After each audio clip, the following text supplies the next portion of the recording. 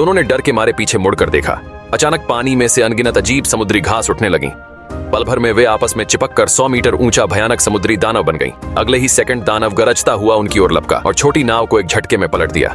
जब आदमी को होश आया वो किनारे पर पड़ा था, लेकिन राजकुमारी कहीं दिखाई नहीं दी। सिर्फ पानी में उसका बचाव वाला खंजर मिला। लगता था राजकुमारी किसी बड़ी मुसीबत में पड़ गई थी। गम में टूटे आवेई को तभी पहाड़ों से एक सुनहरी चमक दिखाई दी। वो था दंतकथाओं का स्वर्ण नगर। राजकुमारी का मिशन पूरा करने के लिए आवेई ने आंसू पोंछे और अकेले किले की ओर बढ़ गया। सोने जैसा चमकता किला अंदर से पूरी तरह उजड़ा हुआ था। कितने सालों से वीरान, किसी को पता नहीं। एक सिंहासन पर बैठा राजा अब सिर्फ कंकाल बन चुका था और उसके हाथ में एक काला काई से ढका हुआ गोल गोला पड़ा था।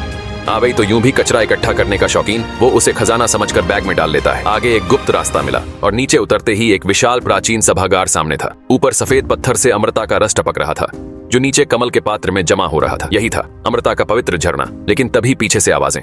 समुद्री डाकुओं का गिरोह भी वहां पहुंच गया था और हैरानी की बात, राजकुमारी जिंदा थी। दोनों फिर मिले और एक दूसरे को गले लगा लिया। पर इससे पहले कि वे कुछ कह पाते, डाकू सरदार ने आदेश दिया, दोनों को पकड़ लो।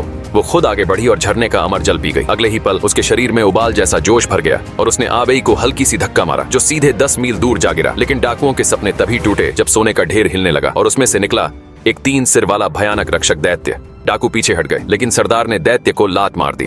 पर दैत्य को खरोंच तक नहीं आई। उल्टा एक थप्पड़ में वो वहीं ढेर हो गई। आवेई और राजकुमारी स्तंभ के पीछे छिपकर सब देख रहे थे।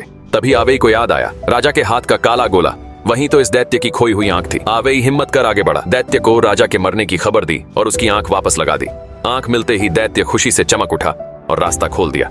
राजकुमारी ने अमर जल की एक शीशी ली और अब बचाव का वक्त था। आवेई ने उड़न जूते पहने, राजकुमारी को पीठ पर उठाया और 7000 मीटर प्रति कदम की रफ्तार से पहाड़ों और नदियों को लांघता हुआ दौड़ पड़ा। रास्ते में एक बूढ़ी चुड़ैल टहल रही थी। अचानक 2 लोग आसमान से आए और वह डर के मारे लुढ़कती हुई नीचे जा गिरी। आखिरकार दोनों अपने राज्य लौटे। अमर जल से राजा और रानी की जान बचाई और अंत में राजा ने भी आवेई को स्वीकार कर लिया। इस तरह दोनों की प्रेम कहानी को एक खूबसूरत अंत मिल गया।